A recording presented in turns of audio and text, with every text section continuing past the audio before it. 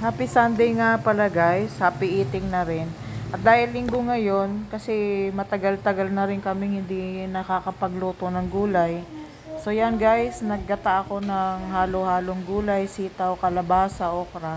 Parang yung sa pakbit ba guys, pero may gata nga lang. Dahil nga mahilig tayo sa gata, dahil nga tayo Bicolana. Pero kakain din naman dyan yung isang anak ko.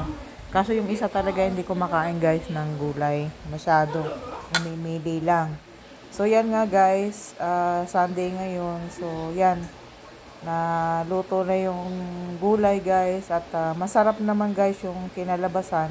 So ang hinalo ko lang pala dyan, konting bagong. Tapos yung pinagkatasan ng hipon. So yan guys. Sarap naman siya guys, kain tayo. So yan nga, yung ipine-prepare ko to, may ampalaya, kalabasa, sitaw, at naghiwa na rin ako din guys ng sibuyas, kamatis, at yung bawang kasi may ready na ako nag-blender ako ng bawang kung sa upload ko dati, nakita nyo. So yun guys, huwag nyo na nga palang punahin masyado yung aking kawali, pero malinis dyan. Naggisa na ako dyan nagluto kasi ako guys ng bagoong, ako mismo yung gumawa.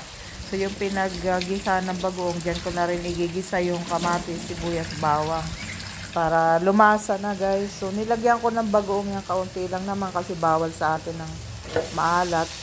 So mas maigi nga pala guys kung kayo ay magagawa, ay kung gusto niyo ng bagoong, kayo na lang guys ang gumawa para hindi na yung sobrang alat na tinda sa palengke.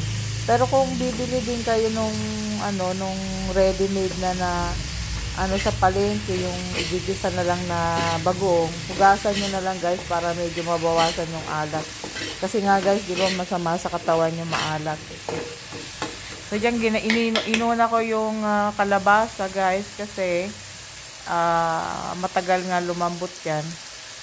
So pinaghalo-halo ko lang naman at kita nyo dyan yung aking pinakuluan na mga balat ng hipon. Kinikip ko kasi yan guys, yung pinagbalatan ng hipon para pampalasa sa mga luto, yung sa gulay na ganyan. So yan yung pinatubig ko, kaya malasa talaga siya. So yan guys, gisa-gisa lang naman to. Tapos yun nga, pagkalagay ko niyan, tinakpan ko, tapos sinimmer ko siya para lumambot na yung kalabasa. At nilagay ko nga yung paunti-unti yung kakanggata. Ay, hindi pala, ikalawang piga pala yan guys. So yan nga, sorry, nagkakamali na. So yun, ikalawang gata. So pinaano ko muna para lumambot yung kalabasa. Tapos nun, nilagay ko na yung sitaw guys. Hindi ko muna siya hinalo, binabayaan ko lang muna nandiyan sa para maluto yung kalabasa. Kasi malalaki guys yung hiwa ng kalabasa, so matagal talaga siya lumambot. So yan guys. Simple lang naman ito guys. Madali lang naman lutuin. Nakaka-miss din kasi kumain talaga ng gulay. So pag walang gulay, mawalan kang gana kumain. So yan, lagay ko na nga yan. Tapos pinat-plat ko para magpantay-pantay. Hinayaan ko muna siya guys. Tapos pagkatapos yan guys, nilagyan ko ng kaunting asin. Konti lang muna, baka kasi umalat dahil nga may bagoong na yan. So nilagyan ko lang yan guys. Masyado akong concerned dyan sa pagka-luto na maalat. Ayoko ng ganyan. So puros bland lang yung niluluto ko rito.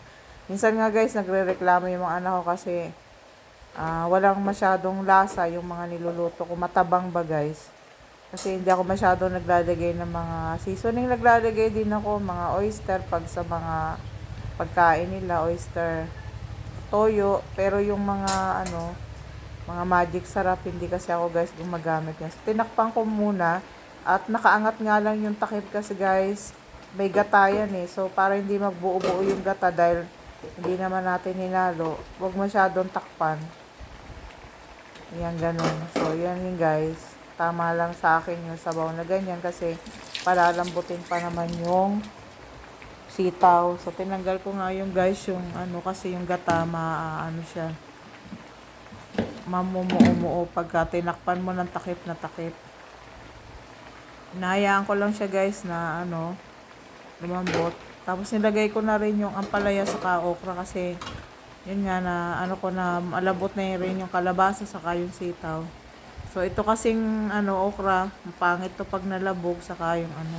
So yan guys, okay na. Nilasahan ko na rin yan, okay na yung gulay. So, paki-like and share na lang yung aking Facebook page, Kuragon Mama. God bless guys, thank you.